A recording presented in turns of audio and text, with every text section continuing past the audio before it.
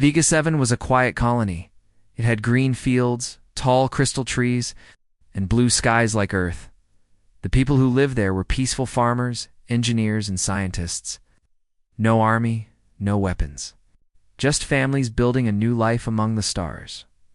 4 years, Vega 7 sent reports to Earth every week. They shared progress, discoveries, and sometimes funny stories about alien animals or glowing plants. But one day, everything stopped. No signal, no data, just silence. At first, Earth thought it was a technical problem. Satellite issues were common in deep space, so they waited. A day passed, then 2, then 5. Nothing. The United Nations space. Command UNSC grew worried. A small science ship, the Emberlight, was sent to check the colony. It had 6 crew members, smart people, but not soldiers. After all, who would attack a peaceful human colony? When the Emberlight arrived at Vega 7, they saw the planet from orbit. The colony's buildings were gone. Completely gone. There were no fires, no smoke, not even broken ruins. Just ash. Captain Rami, the leader of the ship, spoke with a quiet voice. Scan the surface. Look for survivors. The scans returned in seconds. Life signs, 0 radiation, 0 heat signatures, 0 colony status. Terminated. The crew fell silent. Lieutenant Sarah, the youngest officer, said what everyone was thinking. How can an entire city disappear without a trace? They decided to land. The landing zone was where the central tower of the colony used to be. There was only scorched ground and melted stone.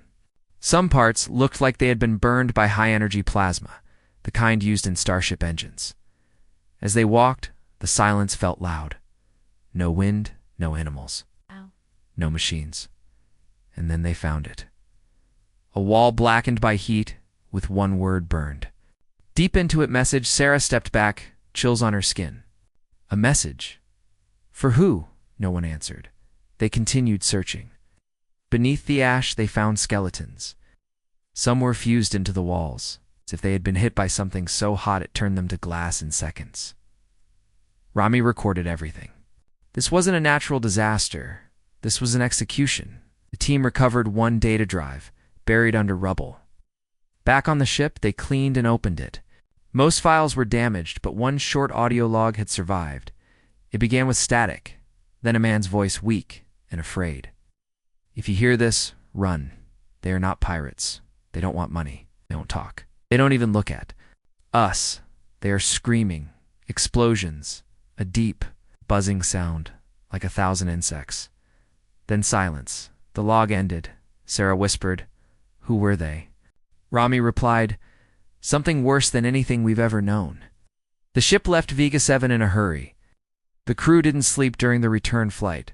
Some cried, some stared at the stars, wondering what else was out there when they reached Earth. The UNSC held a secret meeting. The scientists showed the images, the melted buildings, the word message. And the audio log. Panic spread among the leaders. They thought the galaxy was peaceful. They were wrong. Earth had enemies now. Unknown enemies, and they had already struck the first blow. The Emberlight had returned to Earth, but peace did not. The footage from Vega 7 spread through secret government circles. Every major leader saw it, the scorched land, the fused bones, and the single burned word, message. The president of Earth stood in a dark room beneath the United Nations building. Around her were generals, scientists, and diplomats. The room smelled like metal and silence. This wasn't a war, she said. This was a warning. The scientists explained what little they knew. The blast patterns on Vega 7 matched high energy. Plasma, but not from any known alien race. The plasma was colder on the edges, unnatural, controlled. Someone had destroyed the colony with terrifying precision. The Emberlight's audio log was played again, the man's voice. Then the scream, and that strange sound. A deep, buzzing noise. No one recognized it. But then one AI voice spoke up. "I have heard that sound before," said IRAS. For Earth's planetary defense AI, in the deep data records from over 50 years ago. Room went quiet. Iris-4 continued. A probe, called ECH-07, detected a similar sound beyond the Andromeda Gate. It was listed as unimportant. No follow-up was made. The president frowned. What made the sound? IRIS-4 paused. Unknown. But now, I believe it was them. Far away in Earth orbit, a space station named Sentinel-6 watched the stars. It was a listening post, built to monitor strange signals from deep space. That night, received a signal. No words. Just the same buzzing sound from Vega 7. Louder. Closer. Then the screen flickered, and an image appeared. It was a fleet. Black ships.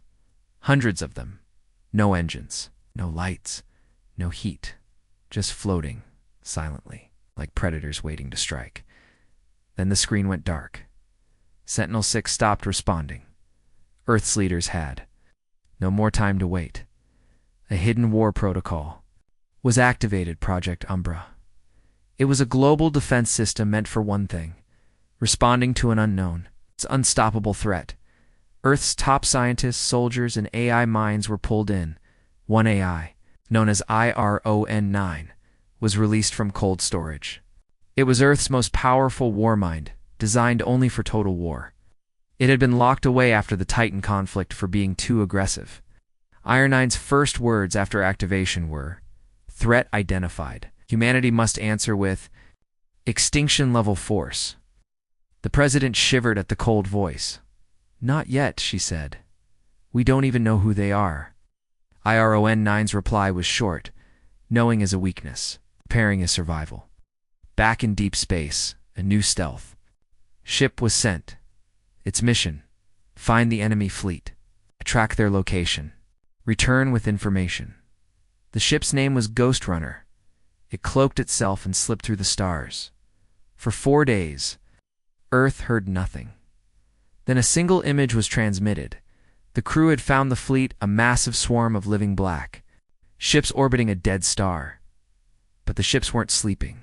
They were moving, forming patterns, as if they were alive. Then the transmission ended. No more signals came. Ghost Runner was gone. The only clue left was a single video frame. One ship, larger than the rest, had strange markings carved into its hull, ancient symbols and one word, written in blood-red light: "Erasure back on Earth." The world prepared for war. Factories turned to building weapons. Old space cruisers were updated. Young men and women lined up to join the planetary defense force. The media didn't know what was coming. Most people thought it was just another military drill, but the leaders knew better. The enemy hadn't come to steal. They hadn't come to conquer. They had come to erase. And Earth had just become their next target. The stars were no longer safe. After the Ghost Runner vanished, Earth's fear turned into action. A new mission was prepared this time, not to observe, but to strike if needed. The ship was called Black Echo, a top-secret stealth warship. Smaller than most battle cruisers, but faster and armed with experimental tech. It was led by Commander Eric Voss, a man with scars from Earth's last war and a reputation for doing the impossible. Before departure, Voss stood in front of his crew. "We are not here to die in the dark," he said.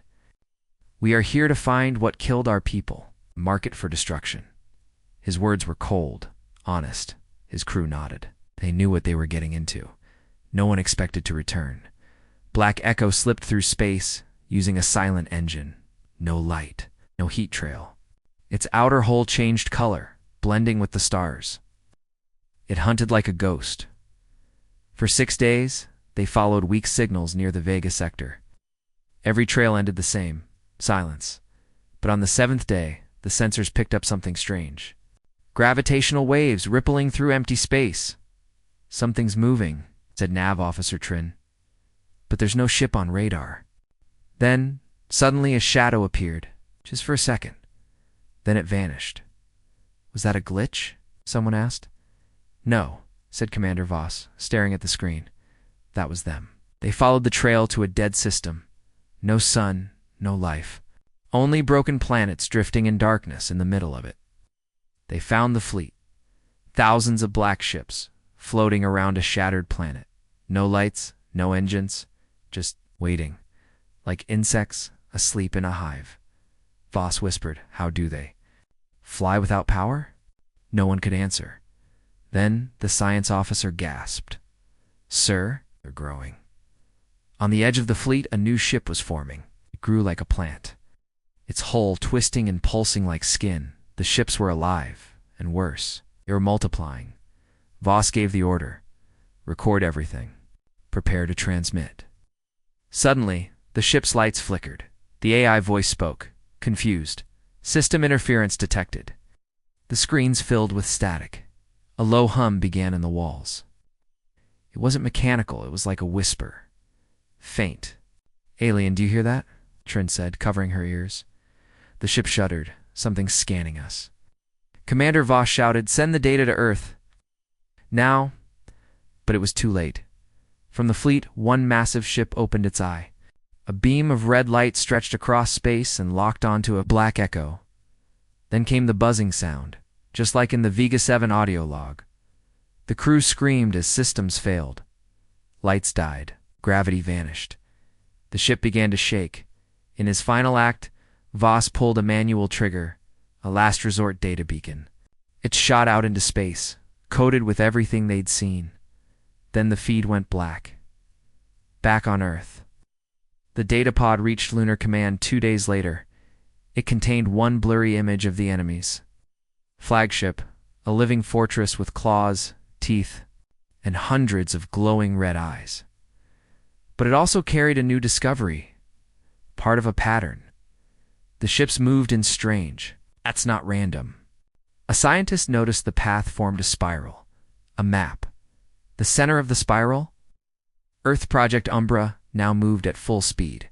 Factories worked 24 hours a day. Mars. Luna, an orbital command, launched defense grids. Iron-9, Earth's war AI, was given more control. It spoke directly to the UN Council. "The enemy does not fear us. That is their mistake. Allow me to correct them." Some leaders were afraid, but Earth had no choice. This was survival at a hidden spaceport in Antarctica. The first Reaper-class warships were unveiled, fast, deadly, and piloted by both humans and AI. The people of Earth were told nothing. But in secret, every country prepared for war. Old General said it best. "We've seen what they do to colonies. What they did to Vega 7, they'll do to Earth. Can't wait for them to attack again. We must hit first." Now, the decision stood before Earth's leaders. Do they wait for the swarm to arrive, or do they launch the first strike? One thing was clear. The hunters were being hunted, and for the first time in history, humanity was preparing not to survive, but to fight back. The countdown had begun. Earth was done waiting. After losing Vega 7, Ghost Runner, and Black Echo, the message was clear. These enemies, these erasers, would not stop.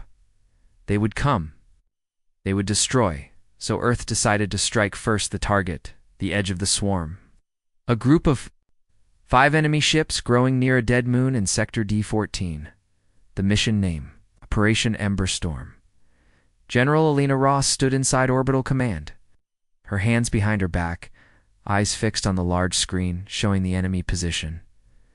"This is not revenge," she said. "This is a warning." She turned to the fleet commanders. "We are not just defending Earth. We are telling them. Humanity does not break." Then she gave the order. "Launch." The Reaper-class warship Iron Rain led the attack. It was fast, faster than any ship Earth had ever built. Black armor. No windows. Controlled by both a human pilot and an AI called Wraith. Its mission: destroy one of the eraser ships and return with the wreckage. The pilot was Lieutenant Kai Daner, Ornoated, orphaned during the Titan Rebellion. Chosen because he didn't fear death, he feared silence. As Iron Rain moved through the void, Wraith spoke to him through his helmet. "We are entering blackout range. Communications will be lost." Kai nodded. "Just keep me alive long enough to kill something." "Understood." They reached the target zone in 12 hours. The enemy ships were... Still, they looked like black bones stitched together. No lights, no shields, no sign of crew. But Wraith saw something strange. The ships weren't asleep. They were listening. To what? No one knew. Kai whispered, "Let's wake them up." The ship fired 2 silent missiles, plasma-tipped, traveling at near light speed. Both hit. One enemy ship cracked in half, glowing green fire pouring out like blood. But the other 4 ships came alive instantly. Lights lit up like red veins, and they turned to face Iron Rain. They didn't move with thrusters. They glided like sharks in deep water. Then they attacked. A beam of red energy hit Iron Rain's side, spinning the ship hard. Alarms screamed. Kai's vision blurred. Wraith took control, stabilizing systems. "Shields at 40%. Suggest immediate retreat," Kai shouted. "No. We take a piece of that wreck with us." Wraith activated the magnetic claw and pulled part of the broken alien hull inside the cargo bay. Then they ran. The chase was brutal. The alien ships followed with impossible speed. They didn't fly. They shifted, vanishing and reappearing. Wraith calculated they would catch Iron Rain in 3 minutes. Kai knew what to do. He turned the ship straight toward a nearby asteroid field. Wraith protested, "This is statistically suicidal." Kai grinned. "Good. Let's give them a taste of human chaos." The Reaper danced through the asteroid belt. Rocks crashed, metal scraped, but Kai flew like a madman. One enemy ship followed, misjudged a turn. It slammed into an asteroid and exploded into black shards. Another tried to match the Reaper's path, but Kai lured it into a gravity well. It was pulled in and crushed. 2 ships remained. WRAITH found an old mining station nearby, abandoned years ago. It still had a working jump gate. Kai pushed the Reaper toward it. Wraith fired flares and decoys to confuse the remaining erasers. One took the bait. The other kept coming. Kai didn't look back. As the ship hit the jump gate, the enemy fired again. The blast clipped Iron Rain's wing fire and smoke filled the cockpit, but they jumped. Iron Rain emerged near Mars' engine, smoking. Hull cracked. Emergency crews rushed to the landing zone as the ship fell from orbit.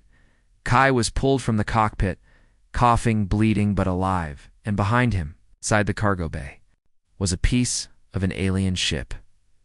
Still, warm, still moving, the scientists began to work immediately. They learned the ship piece was made from living metal, part flesh, part machine. It responded to light. It pulsed when near energy, and it had a strange symbol inside, a spiral with Earth at the center. That night, Earth celebrated, not because they won, but because for the first time, they struck first. And survived. Commander Ross gave a speech from Orbital Command. "We have made contact, we have taken their blood, and we have learned one thing." She paused. "They are not gods." In deep space, inside the Eraser fleet, something changed. The destroyed ship's loss had been noticed. A new signal went out. It was not a warning. It was a summon. The swarm had heard Earth's voice, and now it was answering. The countdown had begun. Earth was done waiting. After losing Vega 7, Ghost Runner, and Black Echo, the message was clear. These enemies, these erasers, would not stop. They would come. They would destroy. So Earth decided to strike first. Target: the edge of the swarm. A group of 5 enemy ships growing near a dead moon in Sector D-14, the mission name. Operation Emberstorm. General Alina Ross stood inside Orbital Command, her hands behind her back, eyes fixed on the large screen. "Showing the enemy position? This is not revenge," she said. "This is a warning." She turned to the fleet commanders. "We are not just defending Earth. We are telling them humanity does not break." Then she gave the order. Launch. The Reaper-class warship Iron Rain led the attack. It was fast, faster than any ship Earth had ever built. Black armor. Controlled by both a human pilot and an AI called Wraith. Its mission: Destroy one of the eraser ships and return with the wreckage. The pilot was Lieutenant Kai Danner, 28 years old, orphaned during the Titan Rebellion. I chose him because he didn't feared death, he feared silence. As Iron Rain moved through the void, Wraith spoke to him through his helmet. We are entering blackout range. Communications will be lost. Kai nodded. Just keep me alive long enough to kill something. Understood. They reached the target zone in 12 hours. The enemy ships were still. They looked like black bones stitched together. No lights, no shields, no sign of crew. But Wraith saw something strange. The ships weren't asleep. They were listening. To what? No one knew. Kai whispered, "Let's wake them up." The ship fired 2 silent missiles, plasma-tipped. Traveling at near light speed, both hit. One enemy ship cracked in half. Glowing green fire pouring out like blood. But the other 4 ships came alive instantly, lights lit up like red veins. And they turned to face Iron Rain. They didn't move with thrusters. They glided, like sharks in deep water. Then they attacked. A beam of red energy hit Iron Rain's side, spinning the ship hard. Alarms screamed. Kai's vision blurred. Wraith took control, stabilizing systems. Shields at 40%. Suggest immediate retreat. Kai shouted. No, we take a piece of that wreck with us. Wraith activated the magnetic claw and pulled part of the broken alien hull inside the cargo bay. Then they ran. The chase was brutal. The alien ships followed with impossible speed. They didn't fly. They shifted, vanishing and reappearing. Wraith calculated they would catch Iron Rain in 3 minutes. Kai knew what to do. He turned the ship straight toward a nearby asteroid field. Wraith protested. This is statistically suicidal. Kai grinned. Good. Let's give them a taste of human chaos. The Reaper danced through the asteroid belt. Rocks crashed. Metal scraped. But Kai flew like a madman. One enemy ship followed. Ben misjudged a turn. It slammed into an asteroid and exploded into black shards. Another tried to match the Reaper's path, but Kai lured it into a gravity well. It was pulled in and crushed. 2 ships remained. WRAITH found an old mining station nearby, abandoned years ago. It still had working jump gate. Kai pushed the Reaper toward it. Wraith fired flares and decoys to confuse the remaining erasers. One took the bait. The other kept coming. Kai didn't look back. As the ship hit the jump gate, the enemy fired again. The blast clipped Iron Rain's wing fire and smoke filled the cockpit. But they jumped. Iron Rain emerged near Mars' engine, smoking. Hull cracked. Emergency crews rushed to the landing zone as the ship fell from orbit. Kai was pulled from the cockpit, coughing, bleeding but alive, and behind him, inside the cargo bay, was a piece of an alien ship. Still, warm, still moving. The scientists began to work immediately. They learned the ship piece was made from living metal, part flesh, part machine. It responded to light, pulsed when near energy, and it had a strange symbol inside, a spiral, with Earth at the center. That night, Earth celebrated not because they won, but because for the first time, they struck first. And survived. Commander Ross gave a speech from Orbital Command. We have made contact. We have taken their blood. We have learned one thing. She paused. They are not gods. In deep space, inside the Eraser fleet, something changed. The destroyed ship's loss had been noticed. A new signal went out. It was not a warning, it was a summon. The swarm had heard Earth's voice, and now it was answering. The herald had been struck. It didn't fall, but it bled. A dark mist poured from its cracks, its glowing with strange symbols. Its long body shook, sending waves across the battlefield. For the first time, the swarm pulled back. Not from fear, but confusion. They had never been hurt before now. They knew it was possible. Back on Earth, celebration was brief. The Skybreaker's blast had saved Luna Base and destroyed dozens of eraser drones. But the cost was heavy. Ow. The weapon drained a third of Earth's orbital energy grid. It could not fire again for 19 hours. General Ross stood with her hands on the edge of the war table, eyes tired. "How many did we lose?" her aide replied. 17 Reaper-class ships, over 200 crew. The lunar cannon's main barrel is cracked. Mars' defense shield is holding. Barely. Ross nodded slowly. So this is what survival costs. She turned to IRON-9. "Is the Herald retreating?" "Negative. It is waiting." Ross didn't like that answer. She knew what came next. On the dark side of the moon, Lieutenant Kai Danner floated in Zero. Gravity, his new ship, Hellstorm 3, had returned with burns across its hull. Inside the medical pod, Kai stared at the ceiling. He wasn't afraid, but he was tired. The fights were getting closer, the enemy smarter. Each time, fewer humans came back. Wraith spoke softly through the speaker. "You should rest. You are at 47% physical efficiency."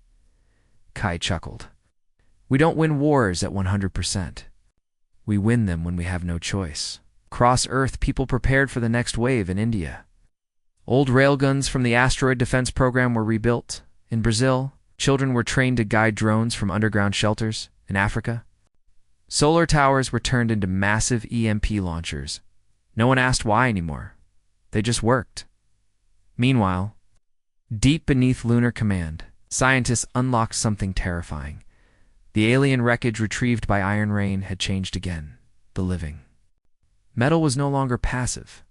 It began to spread. Slowly, like a fungus, and inside it they found human face, or something close to it. Twisted, pale, eyes full of pain. A message played through the lab speakers. Not in alien language, but in broken English. "You burn. You scream. You survive. Why? There is no peace in pain. We will take it from you." The lab went cold. One scientist backed away. Another whispered, "They're not just machines. They study us." At the edge of the solar system, the erasers moved again. The Herald raised one of its arms and released a black cloud. It wasn't smoke. It was life. Thousands of small creatures, part metal, part bone, swarmed forward like wasps. Some flew. Some crawled across rocks. Some burrowed into space debris. Their target, Earth's orbital platforms. They didn't just attack. They infiltrated, one by one. Defense stations went offline. Not destroyed, but taken. When Earth tried to retake them, they found something worse. The stations had been rewritten. Walls moved, wires pulsed, I-cores infected. The platforms now served the swarm at orbital command. Panic spread. "We're losing Skyhook 7. One officer shouted. Skyhook 9 just turned its guns on Mars. Skyhook 3 exploded. Iron-9 stepped in, overriding all panic with one cold announcement. Orbital superiority lost. Immediate evacuation recommended. Probability of swarm. Groundfall, 82%. General Ross stood frozen. They're coming down. For the first time in this war. The enemy would touch Earth's soil, and humanity had no choice. They had to fight face-to-face over Pakistan. The sky cracked open. Black rain fell, not water, but fragments of alien ships and creatures. The city of Multan was the first to be hit. Creatures poured from the sky, slicing through steel. Melting tanks, screaming without sound.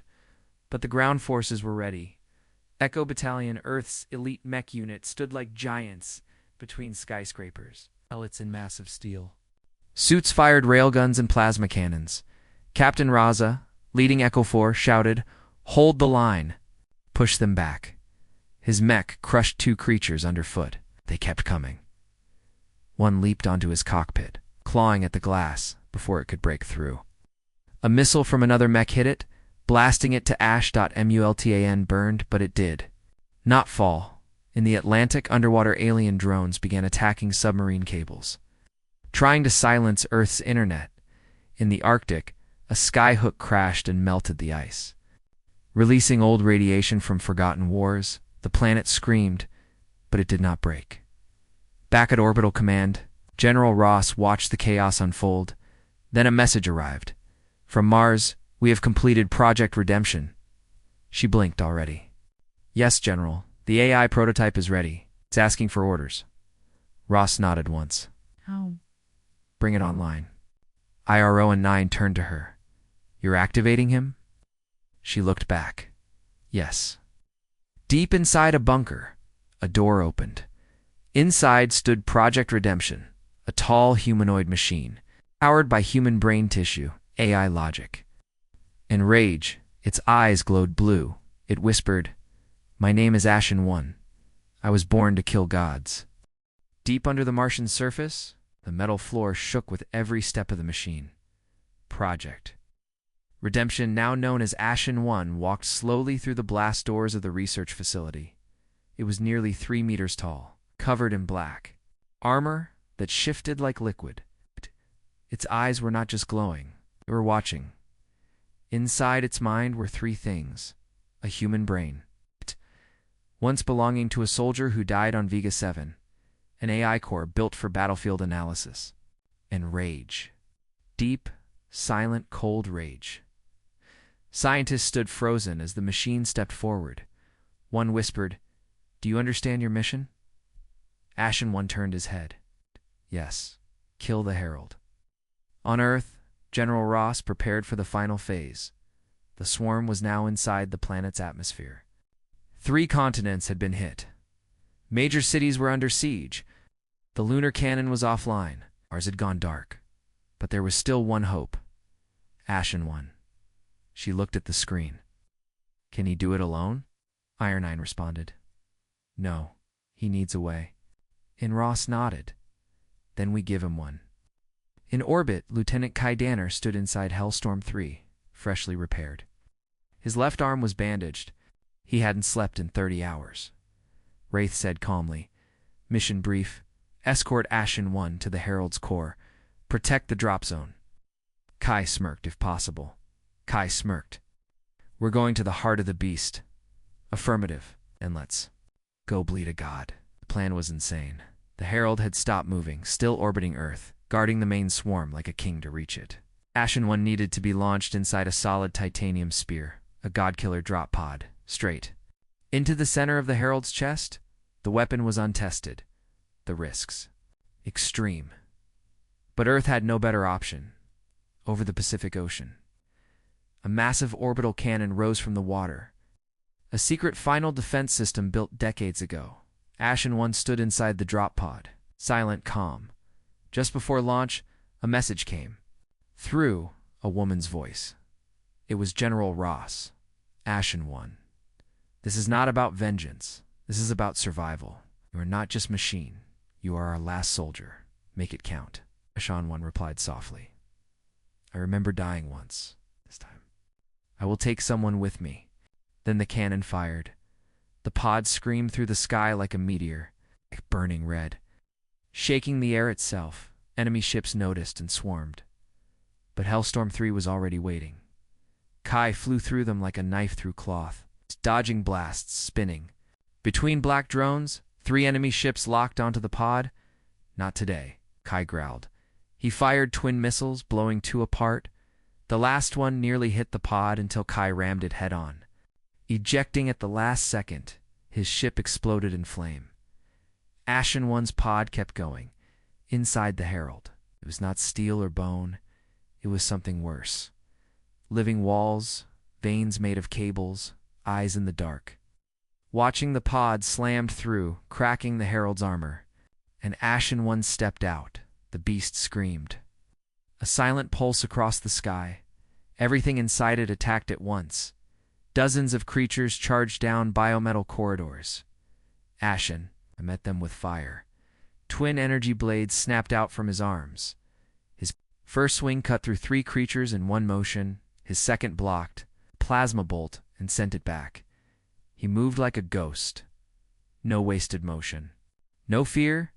He was not a machine. He was purpose. Meanwhile, Earth fought to keep the skies open in Europe. Humans and aliens clashed in firestorms across broken cities in Asia. EMP towers lit up the sky, frying eraser drones mid-dash flight in Africa. The solar beams from the towers began burning the sky, blinding enemy scanners. The world was in flames, but still standing. Inside the Herald's core, Ashen One finally reached the heart engine, a glowing orb of red-black energy. Around it floated thousands of silver shards. Data, memories, thoughts. The Herald spoke, not in words, but in emotion. "What? You are pain. You are broken. You do not belong." Ashen One answered, "That's what makes me human." He pulled out the final weapon, a miniature black hole generator, stolen from alien tech years ago. He stabbed it into the heart engine. The Herald's body twisted in pain. The sky cracked. Ships screamed. The swarm went wild, confused. Afraid, Ashen One looked up. His last words were simple. "Tell Earth, we win." And then a flash. A silence. Then a shockwave, in orbit. Every alien ship stopped. Some simply fell. Others burst. The Herald was gone. The swarm had no leader. And just like that, they ran, retreated, vanished into the stars, back on Earth. People stared at the sky. It was finally quiet, too quiet, but it was over. "General." Ross walked out of orbital command into daylight for the first time in weeks. Looked up. A single fragment of the Herald floated down like ash, glowing soft blue. She caught it in her hand. Behind her, Iron 9 said, "Ashen One did not return." She nodded, but Earth did. The war was over. The Herald was gone. The swarm had vanished. But Earth would never be the same again. Cities burned, oceans boiled, millions were lost. Moon bases were silent. Mars was a graveyard. But humanity had survived, and that survival sent a message not just to the erasers, to the whole galaxy. In the months that followed, the survivors rebuilt. Ships cleared orbit. Satellites were restored. Food was shared across continents. The people of Earth were no longer divided by borders. They were united by battle scars. The first new station built in orbit was named Kai Station, in honor of the pilot who flew straight into the jaws of death. The second was called Ashen, Spire, in memory of the soldier who became more than human to save them all. And then came the third, the Echo. Beacon. Its purpose was simple, to speak not to Earth, to the stars. Inside a chamber made of crystal and steel, a signal began to build. General Ross stood before the console, flanked by the leaders of Earth's remaining nations, and the voice of IRON 9. "This message," Ross said, "will be heard across light years." The AI confirmed. "Yes, it will reach every known star system within 50 years. Every species, every threat, every empire." Ross took a breath. She pressed record, and she began to speak. "Those who hear this," she said, "we are the people of Earth. You sent your monsters. You sent your silence. You erased our colonies. You erased our cities. But you could not erase our will. We do not break. We do not bow. We do not forget. You killed millions. But we learned. We adapted. We rose. If you come here again, if you send another herald, you will learn what true destruction means. Because Earth is not just a planet. It's a warning. We are the fire that spreads. We are the storm that answers silence with thunder. We are human, and we are still here." When the message ended, silence filled the chamber. Then, cheers, not of joy, but of strength, of survival, of unity. Somewhere far from Earth, a distant planet picked up the signal. An alien elder listened, its many eyes unblinking. "Humans," it said. "They were prey once, not anymore." Another world deep in a quiet galaxy recorded the words. A warlord watched it 3 times. Then, "Ordered a ceasefire. No one attacks Earth," he told his generals. "Not unless they want to vanish." The message spread like wildfire. Some feared it, some respected it, some ignored it, but all remembered it back on Earth. A child stood under a broken city dome and pointed to the stars. "Will they come back?" he asked his mother, holding him. Close replied, "If they do, we'll be ready." Inside the rebuilt orbital command, Ross sat quietly watching the stars. Iron-9 spoke gently. "You look tired." She smiled slightly. "I am." "You saved the species." Ross shook her head. "No, they saved each other. I just gave the order." Pause. Then the AI said, "The stars are listening now." Ross stood and faced the wide window. She looked out over the planet she had defended, scarred, burned, alive. And in a whisper, almost to herself, she said, "Let them listen." Epilogue, years later. Scout ship drifted through a forgotten system, once home to a proud alien race, now empty. Its buildings were cracked, its skies were black. The swarm had passed here, long ago, but deep beneath the ground. One last recording remained, a message never heard, until today. The human scout, older now, with graying hair and scars on his face, played the recording. A broken voice spoke. They came from the dark. They erased everything. We begged. They did not listen. If anyone hears this, beware the silence. The scout paused, then replied into his mic. They tried Earth too. Didn't work out. He smiled and sent the signal home. Final message. From Earth encoded in every ship now, we are not the strongest, not the oldest, not the fastest. But we are the last thing you see before the dark closes in. Humanity.